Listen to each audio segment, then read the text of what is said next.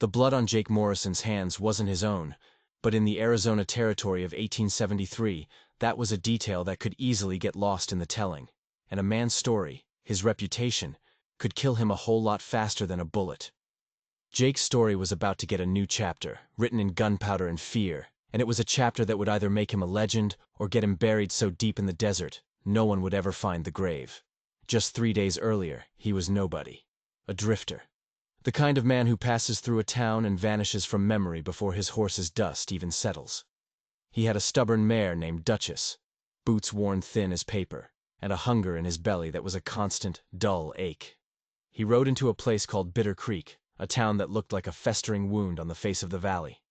The buildings were hunched over, tired of fighting the sun and the wind. The saloon doors hung crooked. The whole place smelled of dust and regret. All Jake wanted was a hot meal and maybe a day's work. What he found was a choice.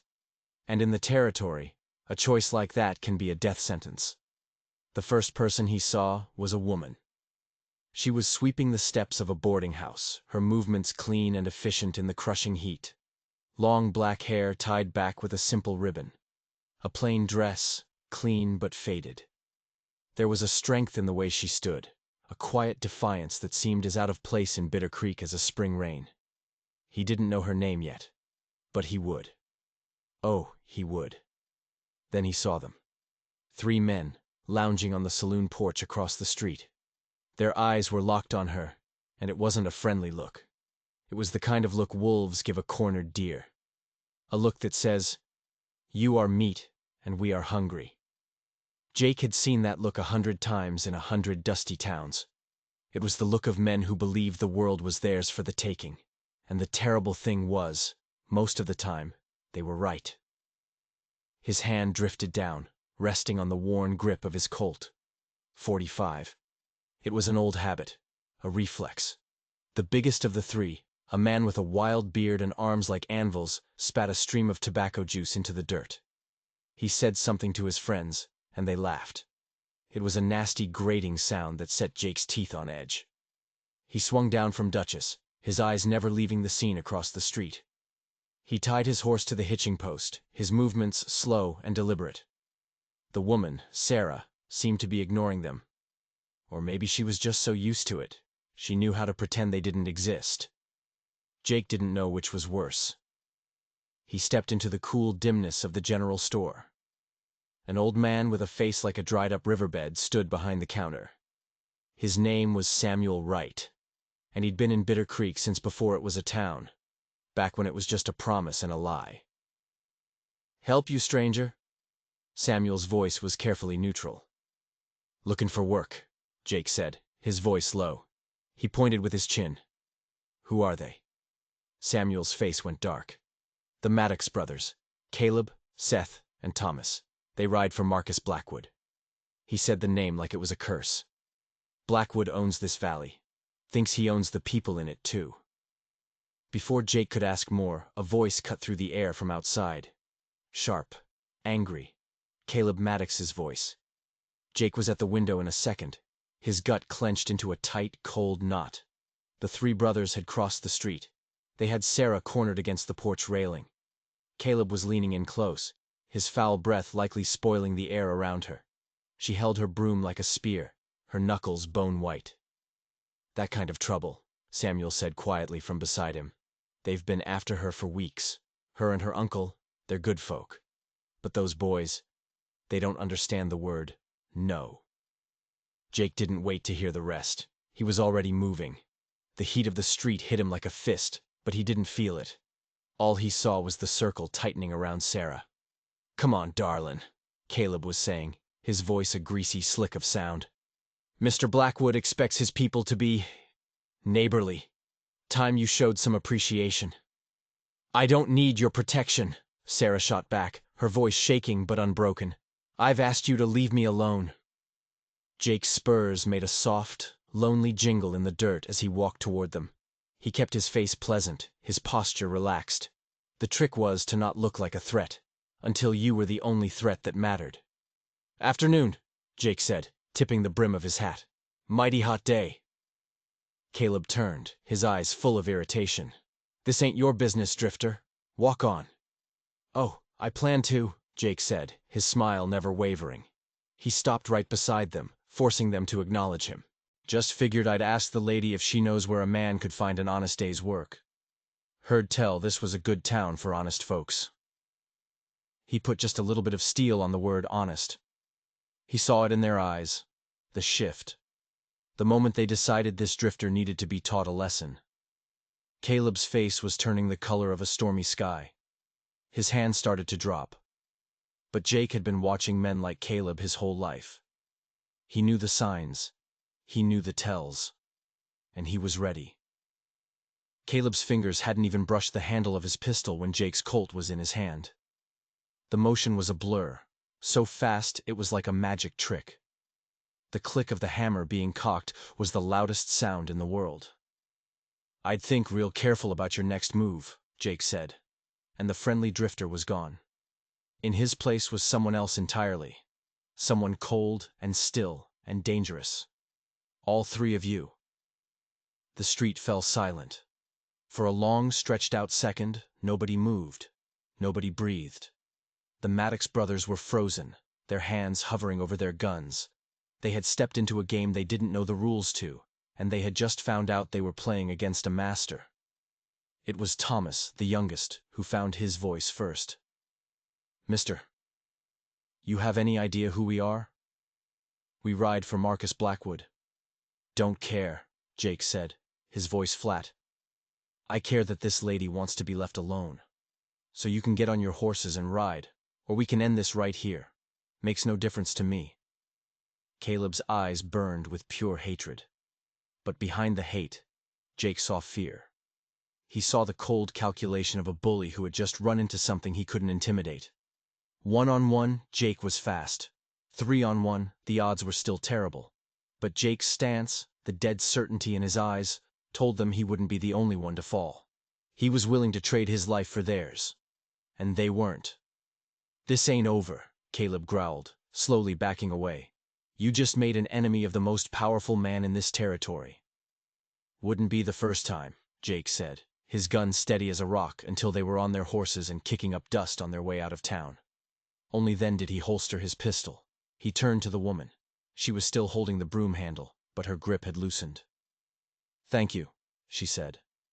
Her voice was quiet, but it held a universe of meaning. "Ma'am," Jake replied, touching his hat. "Name's Jake Morrison." "Sarah Chun," she said. "You may have just saved my life, Mr. Morrison." Before he could answer, Samuel was there from the general store. "Son, you got more courage than sense. Blackwood doesn't forget. You just painted a target on your back big enough to see from the next county." Jake just shrugged. A man's got to live with himself. But there was more to it than that. Something about Sarah Chun had spoken to a part of him he thought was long dead. A part of him that still believed in standing for something. "Well," Sarah said, a small hesitant smile on her face, "since you're looking for work, my uncle could use a hand around the boarding house. Pays not much, but it comes with a room and meals." Jake had planned to be out of Bitter Creek by sundown. The smart move was to keep riding, to put as much distance as he could between himself and Marcus Blackwood. But he looked at Sarah, at the strength in her eyes, and knew he wasn't going anywhere. "That's mighty generous, Miss Chun. You just risked your life for a stranger," she replied. "That tells me all I need to know about your character." And just like that, Jake Morrison, the drifter, the nobody, had a job. He had a place to stay. What he didn't know was that he'd also just stepped into the middle of a war. And the boarding house he was about to call home was ground zero. The boarding house was cleaner and better kept than anything else in Bitter Creek. Sarah's uncle, Henry Chun, was a quiet man in his 50s, with eyes that saw more than they let on. He had the calloused hands of a man who worked hard, and the weary posture of a man who carried a heavy burden. "You were a fool to cross the Maddoxes," Henry told Jake as he showed him to a small, clean room upstairs. "Their boss, Blackwood, is not a man of forgiveness." "So I've been told," Jake said, dropping his saddlebags on the bed.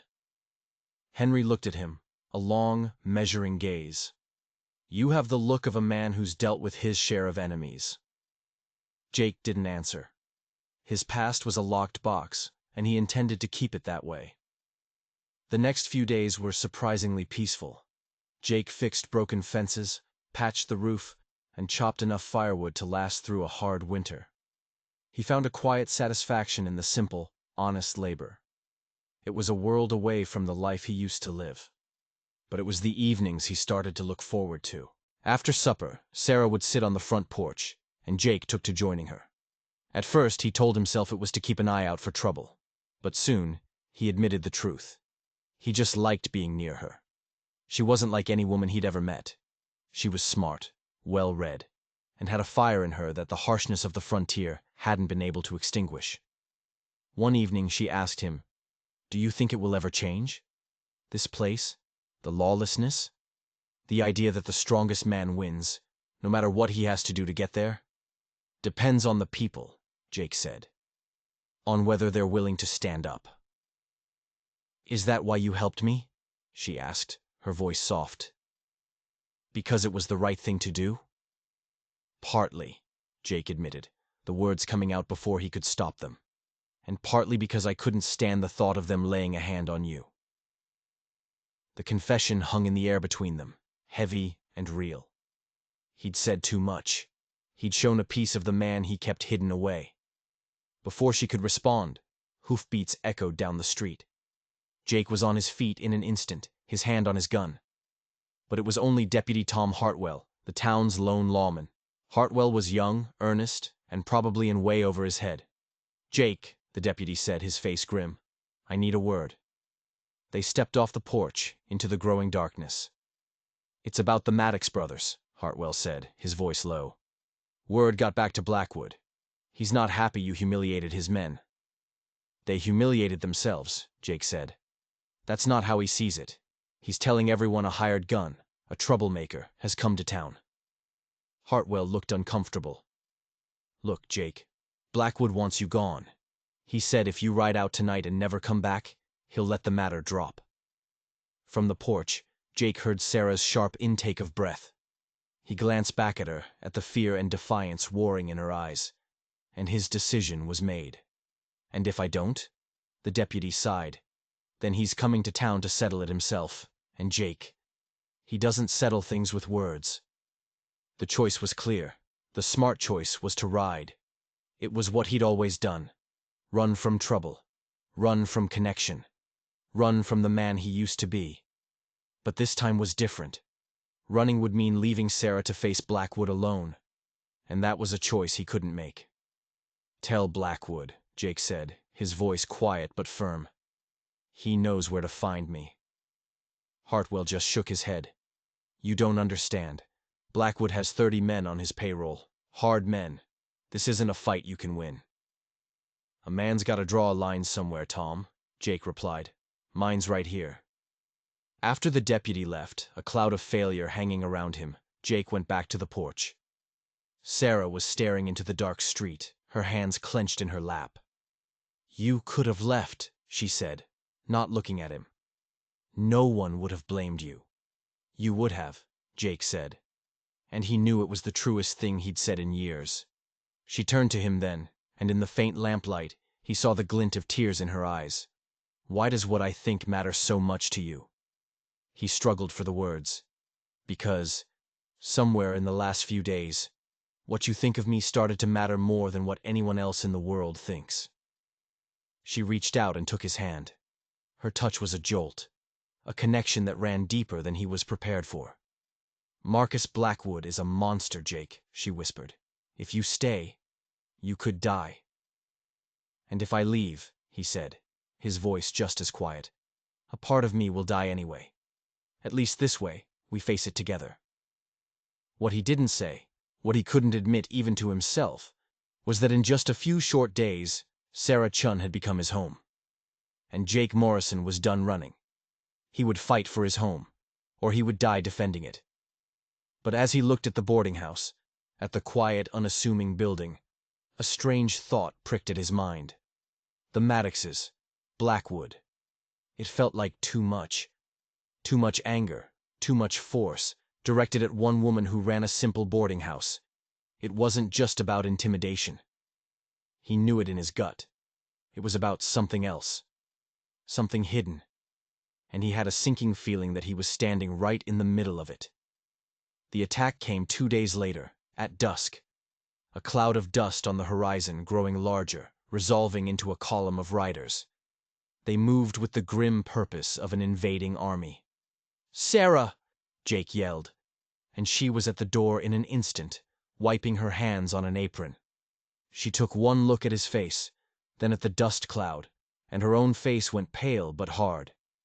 "How many?" she asked. 15, maybe 20, Jake counted. More than enough. He expected her to run, to hide. He expected the town to bolt its doors and pray for the storm to pass. He was wrong. As Blackwood's riders crested the hill, doors started opening up and down the street. Samuel Wright stepped out of the general store, holding a shotgun that looked like it had been used in the War for Independence. Pete Kowalski, the barber and a former cavalry sergeant, appeared with a rifle. Even Deputy Hartwell, looking terrified but resolute, took up a position near the jailhouse. "Looks like you're not as alone as you thought," Sarah said, and Jake felt a surge of something he hadn't felt in a long, long time. Hope. Marcus Blackwood rode at the head of the column. He was younger than Jake expected, dressed in expensive clothes, riding a magnificent black stallion. He looked less like a rancher and more like a king surveying his domain. Behind him, the Maddox brothers grinned like jackals, flanked by a dozen of the hardest-looking men Jake had ever seen. They were professional killers. They fanned out, forming a semicircle in front of the boarding house. The air grew thick with tension. "I'm looking for a man named Jake Morrison," Blackwood's voice boomed across the street. "I'm told he's been causing trouble." Jake stepped off the porch, his hand resting on his Colt. He could feel Sarah's presence behind him, a silent pillar of support. "That'd be me," Jake called out. "Though I'd say your men brought the trouble on themselves." Blackwood smiled, a cold, predatory thing. "My men tell me you drew on them. That's not the act of a peacemaker, Morrison. You're going to get on your horse and ride out of this territory. Now. And we'll call this matter settled." Jake looked around. He saw the faces of the townspeople, scared but standing their ground. They were ready to fight for their home. For him. A stranger. He couldn't back down. Not now. "Can't do that," Jake said simply. "This is where I belong now." Blackwood's smile vanished. "Then, you've made your choice." He raised his hand. "Boys, take him." The world exploded in a storm of gunfire and chaos. The Maddoxes charged. But before they'd gone 10 feet, Samuel Wright's shotgun roared, and Seth Maddox was blasted out of his saddle. Pete Kowalski's rifle cracked, and another rider tumbled into the dust. Jake's own gun was in his hand. He didn't remember drawing it. It was just there. His first shot caught Thomas Maddox square in the chest. His second shattered the arm of a man aiming for the deputy. But it wasn't enough. There were too many of them. They were spreading out, flanking, turning the brave stand into a slaughter. Then another shot rang out, from right behind him. Jake risked a glance. Sarah was on the porch, her uncle's hunting rifle pressed to her shoulder. Her face was a mask of concentration. A rider who was trying to get behind Samuel crumpled from his horse. She worked the bolt, smooth and efficient, and sent another man diving for cover. "I thought I told you to stay inside," Jake yelled over the din. "Since when do I take orders from you?" she yelled back. "This is my town, too." The battle was short, brutal, and bloody. When the smoke cleared, 4 of Blackwood's men were down, and several more were wounded. On the town side, Pete had a bullet in his leg, but everyone was alive. Marcus Blackwood sat on his horse in the middle of the carnage, his face a mask of disbelief and fury. "This isn't over, Morrison," he snarled. "I'll bring 50 men next time. 100. Jake walked out into the street, his Colt aimed steady at Blackwood's heart. "No, you won't," Jake said, his voice dangerously quiet. "Because next time, I won't be defending. I'll be coming for you." There was something in his voice. A promise of violence so absolute that even a man like Blackwood could understand it. The rancher's bravado faltered. For the first time, Marcus Blackwood looked uncertain. "This isn't finished," he said. but he was already turning his horse. "It's finished when I say it's finished," Jake called after him. "And if you ever threaten these people again, I will ride to your ranch, and I will burn it to the ground with you inside." As Blackwood and his remaining men galloped out of town, a defeated rabble, Jake finally let out a breath he didn't realize he'd been holding. Sarah came to his side, her rifle still held at the ready. "Do you think he'll be back?" "Maybe," Jake said. "But not for a while. Men like him only like fights they know they can win. Today, we showed him this isn't an easy fight." He turned to her, a question in his eyes. "We?" "We," she said. And then she rose on her toes and kissed him. Right there in the middle of the street, with the whole town watching.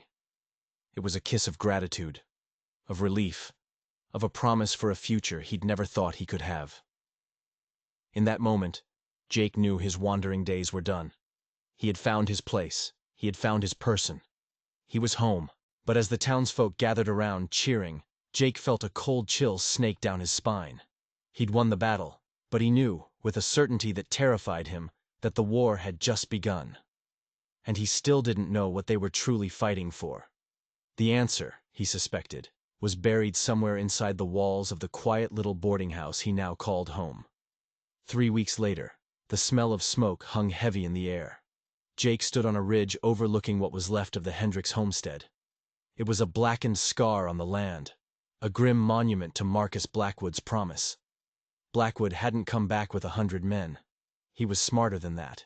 His revenge was a slow poison.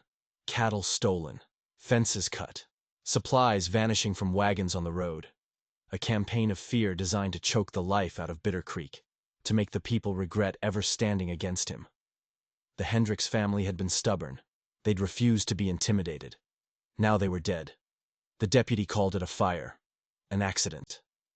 But Jake saw the bullet holes riddling the charred planks of the cabin walls. This wasn't an accident. This was a message. Submit, or be erased. When Jake rode back into town, a grim silence had fallen over the people. The courage they'd shown 3 weeks ago had curdled into fear. They were good people, but they were farmers and shopkeepers, not soldiers. They couldn't stand against a relentless, invisible war. Sarah was waiting for him on the porch. The light in her eyes had been dimmed by the news. "You saw it," she said. It wasn't a question. "He's sending a message," Jake said, swinging down from his horse. "And what message are you going to send back?"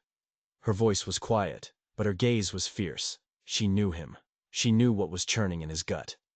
"The only one he'll understand," Jake said, "that some things are worth dying for." He planned to ride out that night, alone. This wasn't a defensive stand anymore. This was an attack, a suicide mission to Blackwood's ranch to cut the head off the snake. He wouldn't ask anyone to ride with him. This was his burden to carry. "You're going after him," Sarah stated, her voice trembling slightly. "Alone." He didn't bother lying to her. "Someone has to, and I'm the only one with the skills to do it." "The skills," she repeated, her voice barely a whisper. "You mean—" "The killing skills." The question hung between them, a ghost he'd tried to keep buried. "Who were you, Jake, before you came here?" He owed her the truth. If he was going to ride to his possible death, he owed her that. "I was a captain in the 5th Cavalry," he said, the words tasting like ash. "I fought Apaches. I fought in the war. After the war, they gave me special missions, the kind that don't get written down in reports." "What kind of missions?" "The kind where problems get solved. Permanently." He couldn't look at her. "The kind that turn a man into a monster." He waited for the fear, the revulsion. He waited for her to step away, to look at him like the killer he was. Instead, she stepped closer. "How many men did you kill, Jake?" "Too many," he whispered. "More than any man should have to carry on his soul." "Is that why you left? Why you were drifting?" He could only nod, the weight of his past crushing him. She was silent for a long moment. Then she reached out and gently touched his cheek. "Whatever you had to do to survive, Whatever they made you become, that's not the man I see. I see a man who risks his life for strangers. I see a man who works his hands raw to help my uncle. That's who you are now." Relief washed over him, so powerful it almost brought him to his knees. She saw him. The real him. "But," she continued, her voice hardening with a resolve that matched his own, "that doesn't mean I'm letting you go alone. Sarah, no. This isn't your fight." "It became my fight when Blackwood murdered the Hendricks family," she shot back. "And it became personal when he threatened the man I love." The word love struck him like a physical blow. It was the first time either of them had said it. It changed everything. "I love you too," he said, his voice rough with emotion. "And that's why I can't let you come." She silenced him with a kiss, fierce and full of determination. "We do this together, Jake, or we don't do it at all." He argued for an hour, but it was useless. Her will was iron, and she was right about one thing. She knew the land around Blackwood's ranch better than anyone. She was an asset he couldn't afford to refuse. "All right," he finally relented. "But we do it my way. Military discipline. You follow my orders without question." "Agreed," she said. "But you have to promise me something. When this is over, you hang up your guns. For good. We build a life here. A peaceful life." He looked into her eyes and saw a future he never thought possible. A future without blood. A future with her. "I promise," he said. And he meant it. They spent the night planning, Sarah sketching maps of the terrain from memory, while Jake plotted their infiltration. As dawn broke, they rode out, two lonely figures against the vast, unforgiving desert. They were riding toward an army of killers, toward a fortress of greed and power. They were outnumbered, outgunned, and very likely riding to their deaths. But as they drew closer to Blackwood's ranch, Jake felt a strange calm settle over him. The old skills, the ones he hated, were coming back. His senses sharpened. He was a hunter again. He glanced at Sarah, riding beside him, her face set with grim determination. He was terrified of what might happen to her. But he was also fiercely proud. She was a warrior in her own right. Blackwood's ranch was a sprawling adobe compound in a fortified valley. Guards were everywhere. It was a fortress. "Still time to change your mind," he said one last time. She just gave him a look. "Jake Morrison, if you ask me that one more time, I'm going to shoot you myself." He almost smiled. "Yes, ma'am." They waited for the deepest dark of night. Jake's plan was audacious. They would use a dry wash to get close, then slip through the fence during the midnight guard change, a 3-minute window of vulnerability. From there, they would go straight to the main house, straight for Blackwood. At 11:30, they began their approach, moving like ghosts through the scrub brush. The tension was a living thing, a third presence between them. They reached the fence just as the guards began to shift. 3 minutes. 180 seconds where a single mistake, a single stray sound, would mean a storm of bullets. They slipped through the wire and melted into the shadows of the compound. The main house loomed ahead. A light burned in a downstairs window. Blackwood's study. "He's awake," Sarah whispered. "Good," Jake breathed. "I want him to see it coming." They crept to the wall of the house, their hearts hammering against their ribs. Jake turned to her, his face a mask of shadows. "Whatever happens," he whispered, "these last few weeks with you, they've been the best of my life." She touched his face. "Then let's make sure we have many more." They moved to the front door, pistols ready. Jake had spent years running from the man he was, from the captain who solved problems permanently. But tonight, he would embrace that man. He would use those terrible skills to protect the woman he loved, and the home they had found. The door was unlocked. It swung open on silent, well-oiled hinges. They stepped inside, into the lion's den. But the room wasn't what Jake expected. It was a lavish study, filled with books and maps. Marcus Blackwood sat behind a large oak desk. He wasn't alone. Across from him, in a high-backed leather chair, sat Sarah's uncle, Henry Chun. And Henry was smiling. "I told you they would come, Marcus," Henry said, his voice smooth as polished stone. "He is exactly the man I thought he would be." Jake's mind reeled. The scene made no sense. Sarah gasped beside him, her rifle wavering. Blackwood looked up, his expression not one of surprise, but of satisfaction. "So, the famous Captain Morrison. You've caused me a great deal of trouble. But I suppose my associate was right. You were the perfect tool for the job." He gestured at Henry. Henry stood up, his quiet, hard-working demeanor gone. In its place was an aura of cold, calculating authority. "Hello, Sarah, my dear. I'm afraid there are a few things I never told you." Jake's gun was trained on Blackwood, but his mind was a whirlwind of confusion. A trap. This whole thing was a trap. But what was the game? "Uncle Henry, what is this?" Sarah's voice was a broken whisper. "First," Henry said, his smile widening, "I'm not your uncle." The floor seemed to drop out from under Jake. Every assumption he'd made, every fact he thought he knew, was a lie. He had walked into a checkmate he had never seen being set up. "And second," Henry continued, his eyes glinting in the lamplight, "Marcus Blackwood doesn't work for me. I work for him." He looked past Jake and Sarah, toward the darkened hallway behind them. "Isn't that right, sir?" From the shadows, a third man emerged. He was older, dressed in a perfectly tailored suit that was wildly out of place on the frontier.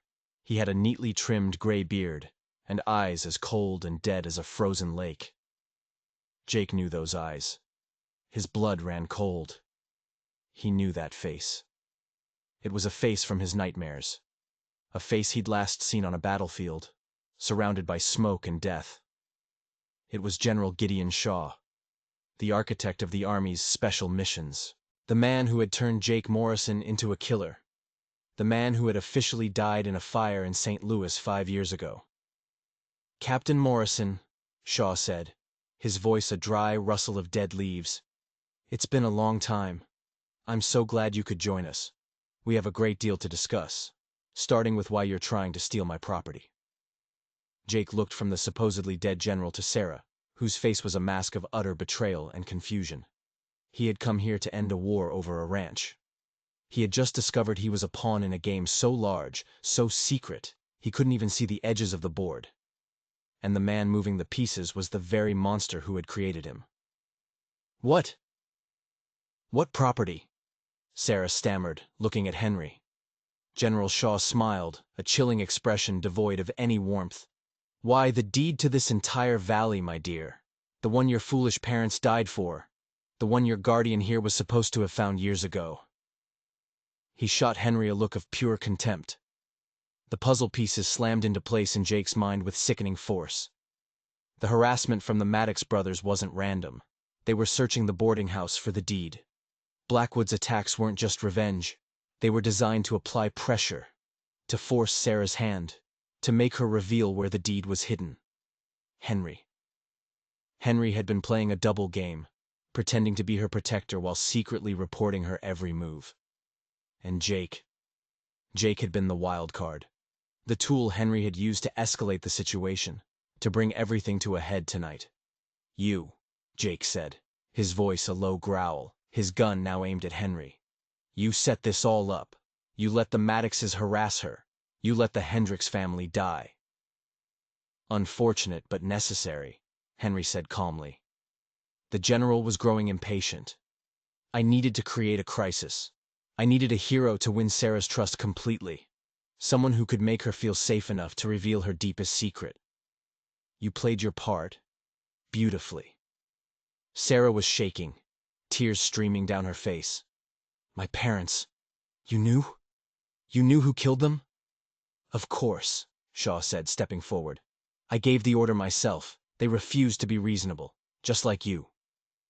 He turned his cold eyes on Jake. "I built an empire out here, Morrison. Quietly, after I retired. This valley is the centerpiece, but I need it to be legal, tidy. I need that deed. Now where is it?" This was it. The moment of truth. Jake knew they wouldn't leave this room alive. He had one chance, one bullet, one move. But before he could make it, something happened that no one could have predicted. Sarah stopped crying. Her face, streaked with tears, hardened into a mask of pure, unadulterated rage. She looked at Henry, the man she'd thought was her family, and then at Shaw, the man who'd murdered her parents. "You want the deed?" she said, her voice dripping with venom. "You want to know where my mother hid it before you butchered her?" She took a step forward, her rifle hanging loosely at her side. "It was never in the boarding house, you fools!" she spat. Then, with a speed that defied belief, she ripped the simple blue ribbon from her hair, the one she wore every day, the one Jake had noticed the first time he saw her.